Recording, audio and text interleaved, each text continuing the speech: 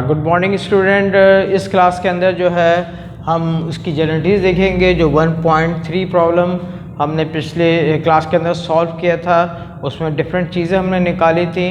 तो यहाँ पर हम देखेंगे कि वो सारा तमाम वर्किंग जो हमने की थी उसके बाद इसकी क्या जनरलिटीज़ जो हैं वो पास हो सकती हैं। तो यहाँ पर जो है कुछ एंट्रीज़ जो होती हैं वो रिकॉर्डिंग होती हैं, कुछ एंट्रीज़ जो होती हैं वो एडजस्टिंग होती हैं और कुछ एंट्रीज़ जो होती हैं वो क्लोजिंग होती हैं। तो यहाँ पर मैं आपको बताऊंगा कि कौन कौन सी एंट्रीज़ जो हैं वो जस्ट रिकॉर्डिंग है, कौन कौन सी एंट्रीज़ इसमें एडजस्टिंग हो सकती हैं या और कुछ एंट्री कौन सी एंट्री हैं जो कि यहाँ पर क्लोजिंग एंट्रीज़ हैं। तो यहाँ पर पहली एंट्री हमने पास की इंस्टॉलमेंट अकाउंट डेबिट और इंस्टॉलमेंट सेल क्रेडिट। 7,50,000 की आपने इंस्टॉलमेंट सेल की थी।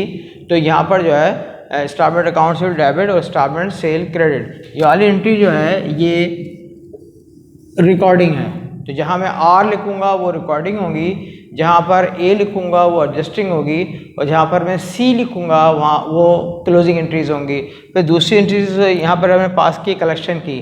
तो कलेक्शन में कैश डेबिट हो रहा है और इंस्टॉलमेंट अकाउंट सेल हमारे कम हो रहे हैं, तो इंस्टॉलमेंट अकाउंट सेल जो है वो क्रेडिट हो जाएंगे। तो 4,50,000 ऊपर वाली जो हमने एंट्री पास की थी उसकी नेशन आएगी to record instalment sale, to record instalment sale. और ये जो एंट्री है कलेक्शन की इसकी एंट्री आएगी to record collection of instalment, to record collection of instalment. ये एंट्री जो है ये भी आपकी सिंपल रिकॉर्डिंग हैगी। उसके बाद तीसरी एंट्री पास होती है कि cost of instalment sale debit और मर्चेंडाइज क्रेडिट।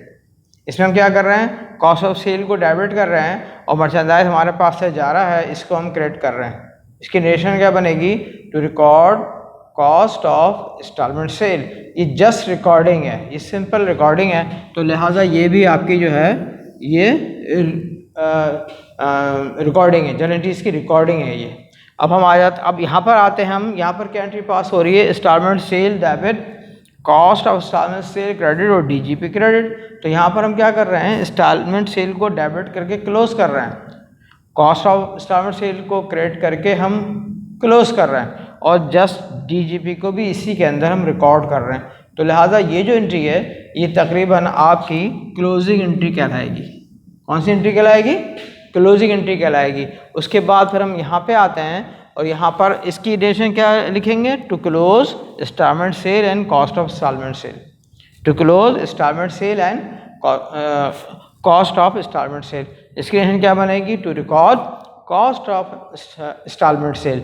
उसके बाद फिर हम यहाँ आ जाते हैं, ये एंट्री इसमें क्या कर रहे हैं हम कि जो भी यहाँ पर हमने प्रॉफिट कमाया था, जो भी मुनाफा हमने रियलाइज़ किया था उसको हम डीजीपी को डेबिट करके कम कर रहे हैं, यानी डीजीपी को डेबिट करके एडजस्ट कर रहे हैं और रियलाइज ग्रॉस प्रॉफिट में ट्रांसफ़र कर रहे हैं। इस एंट्री के अंदर हो क्या रहा है, इसके एंट्री के अंदर एक काम हो रहा है और वो काम क्या हो रहा है कि debit gross profit realise gross profit में कन्वर्ट हो रहा है, यानी गैर वसूलशुदा मुनाफा जो था वो वसूलशुदा मुनाफे के अकाउंट में ट्रांसफ़र किया जाता है। तो जब हम लेजर बनाएंगे, कभी लेजर बनाएंगे हम इसके, तो डीजीपी का लेजर अलग बनेगा और आरजीपी का अलग बनेगा। जब डीजीपी का लेजर अलग बनेगा तो डीजीपी के अंदर आपके 3 लाख रुपए क्रेडिट साइड पे पड़े होंगे, लेकिन 3 लाख में से आपने 180 कमा लिया, तो लिहाजा 180 से इस अकाउंट की डेबिट साइड पे पोस्टिंग आएगी और आरजीपी की क्रेडिट साइड पे चली जाएगी। यानी डेबिट साइड पोस्टिंग आएंगे मतलब है कि 3 लाख जो है 1,80,000 से कम हो जाएंगे और फिर कहाँ ट्रांसफ़र हो जाएंगे, आरजीपी के अंदर, रियलाइज ग्रॉस प्रॉफिट में। इट्स मीन दैट कि यहाँ पर हम डीजीपी को एडजस्ट करके आरजीपी में ट्रांसफ़र कर रहे हैं। तो लिहाजा ये जो एंट्री है ये आपकी कहलाएगी एडजस्टिंग एंट्री।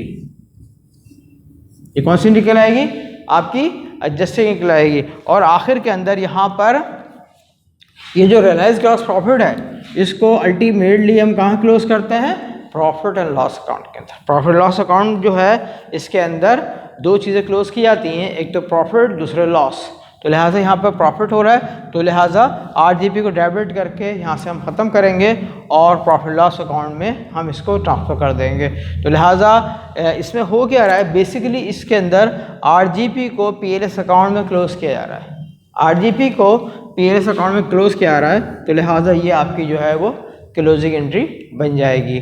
तो लिहाजा जब हम प्रॉफिट को पीएलएस अकाउंट में क्लोज़ करते हैं तो प्रॉफिट लॉस अकाउंट क्रेडिट किया जाता है और जब हम लॉसेस को पीएलएस अकाउंट में क्लोज करते हैं तो प्रॉफिट लॉस अकाउंट जो है वो डेबिट किया जाता है।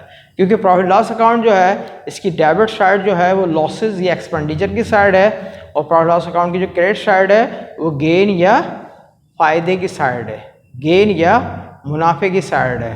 तो यहाँ पर जो है इस प्रॉब्लम के अंदर आपने देखा, हमने इससे पहली क्लास के अंदर इसकी हमने जो है इसकी सारी वर्किंग देखी कि क्या क्या चीज़ें हमने किस तरह मालूम की हैं, और फिर उसके बाद जो है इसकी जनरेटिव देखी कि नॉर्मली क्या जनरेटिव जो हैं इसके अंदर बनेंगी। Thank you.